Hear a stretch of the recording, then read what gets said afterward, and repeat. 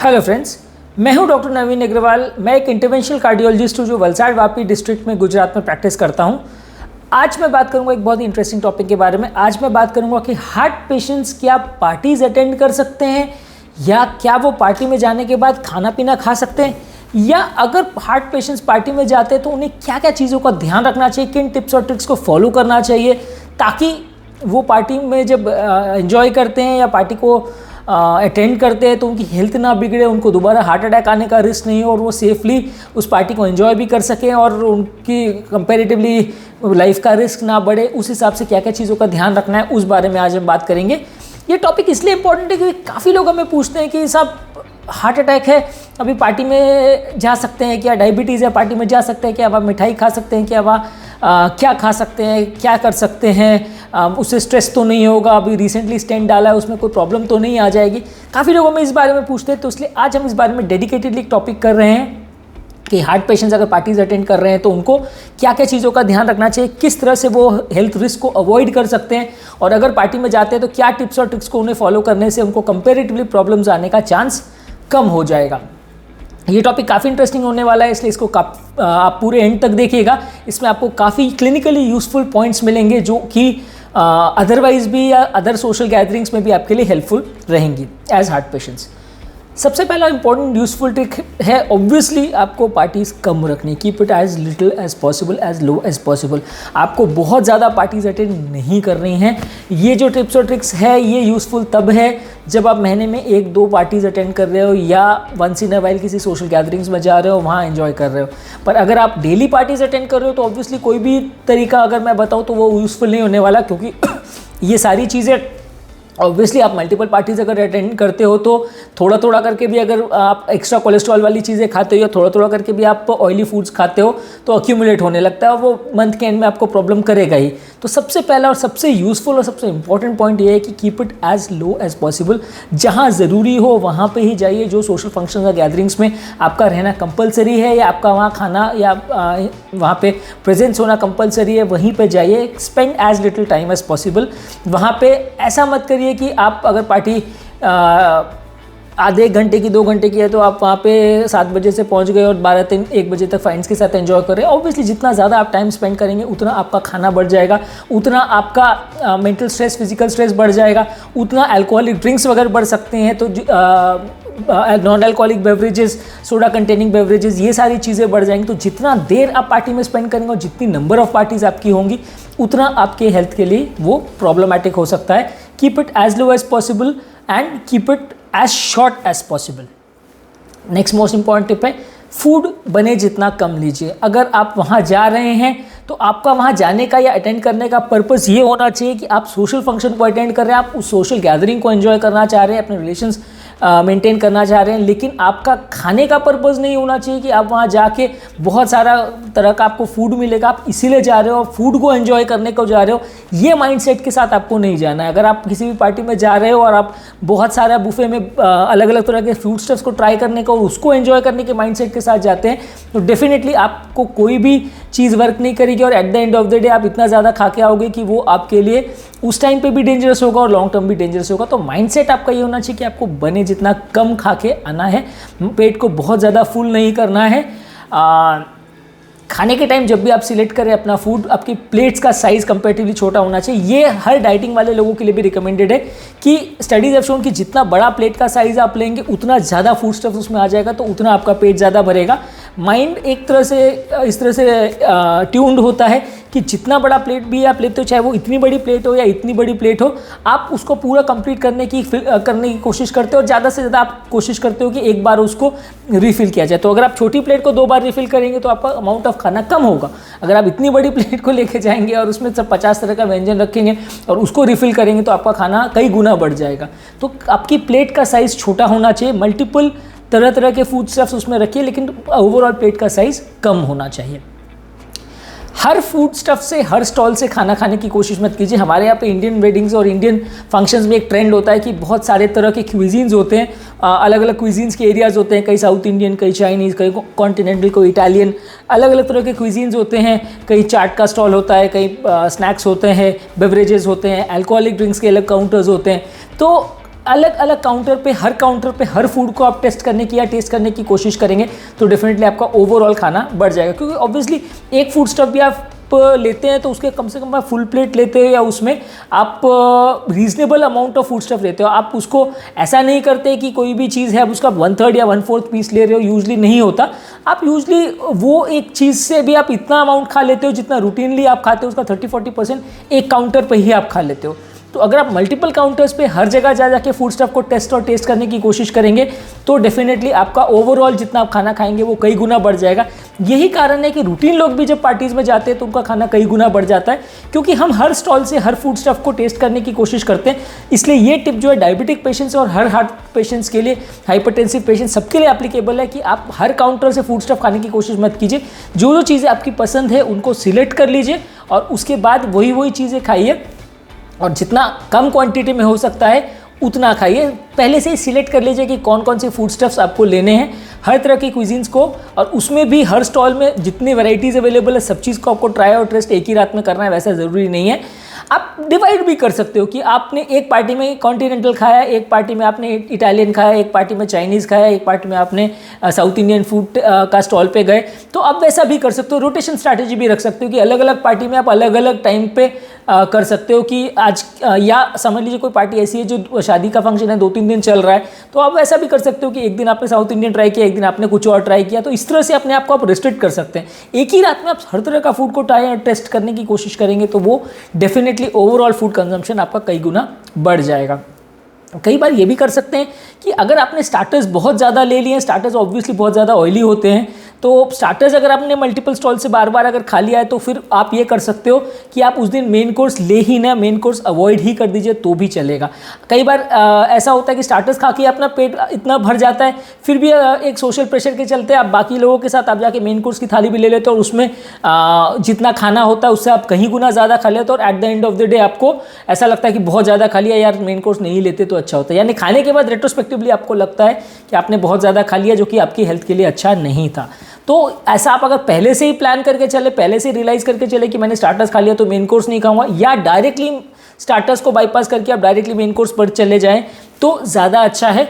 आप एक ही तरह का फूड स्टफ पर टेस्ट करें, एक चीज़ होने के बाद फिर मेन कोर्स भी आप लेंगे तो ऑब्वियसली फूड का कंजम्पशन डबल हो जाता है।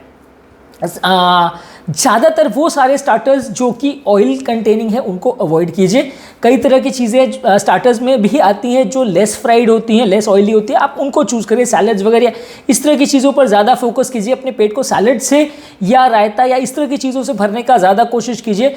ऑयली और जंक फूड को as far as possible avoid कीजिए। जो फूड में हाई अमाउंट ऑफ सॉल्ट है, हाई अमाउंट ऑफ ऑयल है, हाई अमाउंट ऑफ सोडा है, ये चीज़ों को आपको अवॉइड करना है। जितना बने वो काउंटर से आपको बच के चलना है, या अगर आप प्रिपेयर करवा भी रहे हैं तो स्पेसिफिकली बोल के बिल्कुल मिनिमम ऑयल में उसको लीजिए। कोई भी फूड स्टफ आप ले रहे हैं जिसमें पूरा तेल भरा हुआ है और उसमें पूरा ऑयल का लेयर है ऊपर खाने के ऊपर, डेफिनेटली वो नुकसान करेगा। जब आप फूड स्टफ सर्व भी करवाते हैं प्लेट में तो भी आपको ये ध्यान रखना है कि जो आपको सर्विंग करने वाला बंदा है वो ऑयल सेपरेट करके फिर आपको वो खाना दे तो ज़्यादा अच्छा है। क्योंकि ज़्यादातर आपको पता है कि ऑयल की डेंसिटी कम होती है तो वो सरफेस के ऊपर फ्लोट करता है। तो दाल वगैरह भी आप ले रहे हैं तो उसको जो तड़का वगैरह है उसको हटा करके वहाँ से आपको लेना है, यानी मेन नीचे से जो दाल है जहाँ पे ऑयल स्टफ कम है वो आपको ज़्यादा प्रेफर करना है। अगर आप ज़्यादा ऑयली कंटेंट जितना ज़्यादा लेंगे तो उसमें स्पाइस कंटेंट भी बढ़ जाएगा, सॉल्ट भी बढ़ जाएगा और ऑयल तो बढ़ेगा ही। तो इसलिए आपको वो चीज़ें को थोड़ा सा ध्यान रखना है। सलाद बने जितना ज़्यादा खाना है, लेस सॉल्टी, कोई भी चीज़ में जिसमें नमक ज़्यादा है उसको अवॉइड करना है, और बहुत ज़्यादा तीखा खाना नहीं खाना है। कई बार तीखा खाना खाने से कैटेकोलेमिन सर्ज बॉडी में हो जाता है, बॉडी में एक स्ट्रेस हार्मोन प्रोड्यूस हो जाता है जिसकी वजह से हार्ट अटैक वगैरह आने का चांस कंपेरेटिवली बढ़ जाता है। तो आपको जितना बने कम स्पाइसी फूड लेना है, स्वीट्स बने जितना कम लेना है। ज़्यादातर हर पार्टीज़ में अलग अलग तरह के कई तरह के स्वीट्स रहते हैं, कई आइसक्रीम के स्टॉल्स रहते हैं, कई स्वीट्स के स्टॉल्स रहते हैं, कई केक्स रहते हैं, स्टार्टिंग में भी कई तरह के डेजर्ट्स रहते हैं, पान वगैरह रहता है, कई चीज़ें इंडियन क्विजीन्स में सब जगह स्वीट डिशेस रहती हैं। स्वीट डिशेस आज के डेट में माना जाता है कि इवन फैट से भी ज़्यादा नुकसान करती है, तो बने जितना कम स्वीट लेना है। खासकर जो लोग डायबिटीज़ हैं उनको स्वीट नहीं लेना है, क्योंकि इनवेरिएबली ये पाया जाता है कि जब भी लोग पार्टीज़ वगैरह अटेंड करते हैं तो उसके बाद उनका ब्लड शुगर लेवल बिल्कुल स्काई रॉकेट कर जाता है, यानी कि जिनका शुगर लेवल 100-150 चल रहा होता है उससे कई गुना बढ़ जाता है। उस दिन अपनी मेडिसिन को स्किप नहीं करना है किसी भी हालत में। अगर आप खाना के लिए किसी पार्टी में जा रहे हो तो आपका डेली डाइटरी जो इंसुलिन या शुगर की मेडिसिन का डोज है या बाकी बीपी की मेडिसिन का डोज है उसको स्किप नहीं करना है, मिस नहीं करना है। इनफैक्ट अगर ज़रूरी है तो आप बीपी को रीचेक करके एक्स्ट्रा मेडिसिन का डोज भी ले सकते हैं। अगर शुगर ज़्यादा बढ़ रहा है तो आप एक्स्ट्रा इंसुलिन भी ले सकते हैं। पर ऑब्वियसली इंसुलिन को आपको पार्टी जाने के बहुत जल्दी ले लेना है वैसा नहीं करिएगा, क्योंकि अगर आप पार्टी में पहुंचने से पहले अगर आपने इंसुलिन ज़्यादा अमाउंट में ले लिया और वो असर करना चालू कर दिया तो आपको बहुत ज़्यादा भूख लगेगी और आप बहुत ज़्यादा खा लेंगे। तो वैसा मत करिएगा। आपका इंसुलिन शुगर लेवल्स कितना हो रहा है उसके हिसाब से आप इंसुलिन को एडजस्ट कीजिए और उसको खाने के टाइमिंग के साथ एडजस्ट करके चलिए, क्योंकि आप बहुत पहले अगर इंसुलिन लेंगे तो आपसे वो भूख बर्दाश्त नहीं होगी, बॉडी हाइपोग्लाइसीमिया में जाएगी। उसको सर्कमवेंट या कंपनसेट करने के लिए आप उसमें बहुत ज़्यादा खाना एक्स्ट्रा खा लेंगे। Too much non veg food खाने का अवॉइड कीजिए। बहुत ज़्यादा नॉन वेज फूड नहीं खाना है आपको, कंपेरेटिवली आपको उसका कंटेंट को थोड़ा सा कम रखना है। नॉन वेजिटेरियन फूड में ऑब्वियसली ऑयल ज़्यादा होता है, जंक ज़्यादा होता है, स्पाइसेस ज़्यादा होते हैं, तो वो थोड़ा बने जितना कम ले तो अच्छा है। एज़ कम्पेयर हार्ट पेशेंट्स के लिए comparatively healthy food vegetarian food को ज़्यादा माना जाता है, इसलिए आप वो प्रेफर करें तो ज़्यादा अच्छा है। जो फूड स्टफ में फाइबर कंटेंट ज़्यादा है, स्पेशली जो वेजिटेरियन फूड में सैलड्स हैं, कैबेज वगैरह है, जो भी चीज़ों में आपको पता है कि फाइबर कंटेंट ज़्यादा है वो आप प्रेफर कीजिए। मेरे चैनल पे ऑलरेडी एक फाइबर कंटेंट को लेके एक्स्ट्रा वीडियो है, वो आप फॉलो कर सकते हैं, वो आप सर्च कर सकते हैं। तो वो फूड स्टफ्स को आप ज़्यादा सिलेक्ट करें तो ज़्यादा अच्छा है। नेक्स्ट इंपॉर्टेंट टिप है अल्कोहल बने जितना ज़्यादा अवॉइड कीजिए। सोशल ड्रिंकिंग के दौरान, पार्टीज़ के दौरान बिना ज़्यादा ध्यान दिए कई बार बहुत ज़्यादा अमाउंट ऑफ अल्कोहल हो जाता है और नॉर्मल जो आदमी हफ्तों महीनों में एक आध बार पीता है वो सोशल पार्टीज़ वगैरह में कई ड्रिंक्स भी ले लेता है। कई बार बहुत सारे फ्रेंड्स के साथ खड़े होकर आपको ध्यान ही नहीं रहता कि आप कितना ज़्यादा अल्कोहल ले लेते हो, और कई बार ये हार्ट अटैक आने का कारण या हेल्थ बिगड़ने का कारण बन जाता है, जिसके बाद व्यक्ति की हेल्थ 2-4 दिन तक खराब रहती है। तो एज़ फार एज पॉसिबल अगर आप रेगुलर अल्कोहल इंटेक नहीं करते हैं या कंपल्सिव अल्कोहल इंटेक आपका नहीं है तो अल्कोहल को बने जितना अवॉइड कीजिए। अगर ले भी रहे हैं तो मिनिमम अमाउंट्स में ही रखिए। अल्कोहल अवॉइड करने के लिए टिप्स और ट्रिक्स मैंने ऑलरेडी सेपरेट वीडियो में डिस्कस किया है, वो आप मेरे चैनल पे देख सकते हैं। कोई भी अगर आप अल्कोहलिक ड्रिंक्स ले भी रहे हैं तो उसके साथ सोडा का कंटेंट को अवॉइड कीजिए। सोडा में सोडियम बाइकार्बोनेट होता है जो कार्बन डाइऑक्साइड बॉडी में प्रोड्यूस करता है, जो कि आपकी हेल्थ के लिए अच्छा नहीं है। अगर आप अल्कोहलिक ड्रिंक्स ले भी रहे हैं तो उसके साथ बहुत ज़्यादा सोडा वाली चीज़ें अवॉइड कीजिए। कई बार क्या होता है कि कोल्ड ड्रिंक्स वगैरह में इतना ज़्यादा सोडा होता है, कई बार खाने का सोडा भी फूड स्टफ्स में बहुत ज़्यादा होता है, बेकिंग सोडा डाला जाता है। ये सारी चीज़ें जो है उसमें कार्बन डाइऑक्साइड कंटेंट बहुत ज़्यादा होता है, जो कि बॉडी में जब कार्बन डाइऑक्साइड अगर भर जाता है तो सडनली हार्ट फेलियर क्रिएट हो सकता है। जब ये सोडा बाइकार्ब वाली चीज़ें जब आदमी खाता है तो अंदर से वो जब डीजनरेट होता है तो सोडियम भी रिलीज़ करता है और कार्बन डाइऑक्साइड भी रिलीज़ करता है। जो सोडियम रिलीज़ करता है वो बीपी बढ़ाता है और जो कार्बन डाइऑक्साइड रिलीज़ करता है वो सडनली हार्ट फेलियर कर सकता है। तो अगर आप पार्टीज़ को अटेंड कर रहे हैं तो अल्कोहलिक बेवरेजेस तो आप मना करना ही है। उसके अलावा नॉन अल्कोहलिक बेवरेज में भी जो सोडा वाली चीज़ें हैं वो आपको कम रखनी है, कोल्ड ड्रिंक्स वगैरह कम रखनी है, और बने जितना कोशिश ये करनी है कि आपको कोई भी चीज़ जिसमें खाने का सोडा भी डला हुआ है वो भी आपको कम रखना है। मॉकटेल्स और कॉकटेल्स दोनों भी कंपैरेटिवली कम रखना है। ये मॉकटेल्स और कॉकटेल में सबसे बड़ा प्रॉब्लम ये है कि ये सारे शुगर कंटेनिंग बेवरेजेस हैं, तो इसमें शुगर भी बढ़ जाता है और काफ़ी चीज़ में सोडा भी रहता है, तो डेफिनेटली वो हेल्थ के लिए नुकसानदायक है, ज़्यादातर आपको नुकसान करेगा। एक और चीज़ जो आपको अवॉइड करना है कि उस टाइम पे बहुत ओवर फिजिकल एक्सर्शन ना करें जो चीज़ के लिए आपकी बॉडी अकस्टम नहीं है। बहुत ज़्यादा आपको वहाँ पे डांस वगैरह भी लोग करते हैं, लेकिन वो ऑब्वियसली हेल्दी है, लेकिन ओवर एक्सर्ट खुद को मत कीजिए। कई बार हार्ट पेशेंट का ऐसा होता है कि स्टैमिना कम होता है, लेकिन क्योंकि सोशल फंक्शन है, सोशल प्रेशर रहता है, तो वो बहुत ज़्यादा ओवर फिजिकल एक्टिविटी में भी इन्वॉल्व हो जाते हैं। कई बार भरे पेट में भी वो बहुत ज़्यादा एक्सरसाइज वगैरह, डांस वगैरह ऐसी चीज़ें कर लेते हैं। पूरी रात भी वो लोग जाग लेते हैं, जिसकी वजह से फिजिकल स्ट्रेस भी बढ़ जाता है, जिसकी वजह से हेल्थ बिगड़ सकती है, हार्ट अटैक भी हो सकता है। तो इस चीज़ को थोड़ा सा अवॉइड कीजिए। एक और इंपॉर्टेंट टिप है कि मल्टीपल टाइम्स मत खाइए। शादी और पार्टी वगैरह के प्रेशर में क्या होता है कि बार बार वेंडर्स, बार बार लोगों आपके लिए फूड स्टफ लेके आते रहते हैं, बार बार आप अलग अलग लोगों के साथ बैठने पर अलग अलग चीज़ें आपको सर्व की जाती है, तो आप वो खाते रहते हैं। तो आपको बहुत बार नहीं खाना है। आप अगर जा रहे हो तो आपको मान के चलना है कि एक ही बार एक ही प्लेट में आपको खिला के जितना खाना खाना है खा लीजिए। बार बार आपको खाते ही रहना है वैसा नहीं है। जितनी देर आप सोशल फंक्शन में है आपको कंटिन्यूसली अलग अलग चीज़ें ट्राई करते रहना है, वैसा नहीं करना है। एज़ फार एज पॉसिबल एक ही बार में आपको खाना खाना है, मल्टीपल टाइम्स चीज़ें ऐड नहीं कीजिए। जब आपका डिनर कंप्लीट हो जाए उसके बाद इनो या बेकिंग सोडा वगैरह मत लीजिए। कई बार क्या होता है लोगों को डाइजेस्टिव डिस्ट्रेस होता है, तो उसकी वजह से लोग इनो और बेकिंग सोडा वगैरह ज़्यादा लेते हैं। ये इनो और बेकिंग सोडा भी वैसे ही एक्ट करता है जैसा अपना बेवरेजेस में सोडा होता है, वो बॉडी में जाके बीपी को बढ़ाता है, यानी सोडियम रिलीज करता है और कार्बन डाइऑक्साइड रिलीज करता है, जिससे लोगों को एसिड रिफ्लेक्स वगैरह होता है, ब्लोटिंग बहुत ज़्यादा होने लगती है, उसकी वजह से हार्ट फेलियर में भी सडनली चले जाते हैं। तो ये चीज़ों को बिल्कुल अवॉइड रखना है, खासकर जिन लोगों का भी हार्ट फंक्शन बहुत खराब है या इनको हार्ट अटैक वगैरह का चांस है, इनो और बेकिंग सोडा जैसी चीज़ों को अवॉइड करना है। अगर इस दौरान आपको कोई पेन वगैरह हो रहा है तो तुरंत डॉक्टर को रिपोर्ट कीजिए, तुरंत ईसीजी करिए, सिंपल एसिडिटी मान के उसको इग्नोर मत करिए। अवॉइड करिए पूरी रात भर जागना। कई बार सोशल फंक्शन में ये होता है कि आप पूरी रात जाग लेते हैं, तो उसकी वजह से भी मेंटल स्ट्रेस क्रिएट हो जाता है। तो ऐसे टाइम पर अनकस्टम फिजिकल एक्सर्शन और अनकस्टम मेंटल एक्सर्शन नहीं होना चाहिए।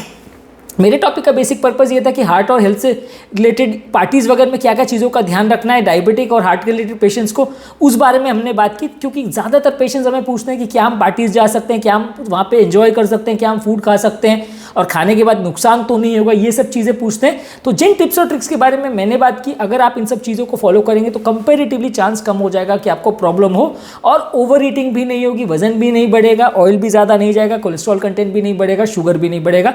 इन सब ट्रिक्स को फॉलो करेंगे तो थोड़ा आपको हेल्थ हैज़ार्ड पार्टीज़ वगैरह में जाने से नहीं होगा। आप मल्टीपल टाइम्स भी अगर पार्टी को जाए तो उतना ज़्यादा प्रॉब्लम नहीं होगा। मेरे चैनल का बेसिक पर्पज़ ये है कि हार्ट और health related scientifically correct information हम आपके पास लाना चाहते हैं, इजीली अवेलेबल करना चाहते हैं, ताकि इस तरह के कंटेंट के लिए आपको अपने फ्रेंड्स और रिलेटिव्स और डॉक्टर्स पर डिपेंडेंट ना होना पड़े। डॉक्टर्स कई बार टाइम कंस्ट्रेंट की वजह से सारी चीज़ें नहीं बता पाते हैं, और फ्रेंड्स और रिलेटिव से मिली हुई इन्फॉर्मेशन कई बार आधी सही आधी गलत भी होती है, जिसको फॉलो करने से फ़ायदा होने के बदले नुकसान भी हो जाता है। अगर आपको हमारे चैनल का कंटेंट अच्छा लगता है तो वीडियो को लाइक कीजिए, चैनल को सब्सक्राइब कीजिए, और इसके अगर आपको लगता है कि कंटेंट आपके फ्रेंड्स और रिलेटिव्स के लिए यूजफुल है तो उसको लिंक के उनके साथ शेयर करें। Thank you.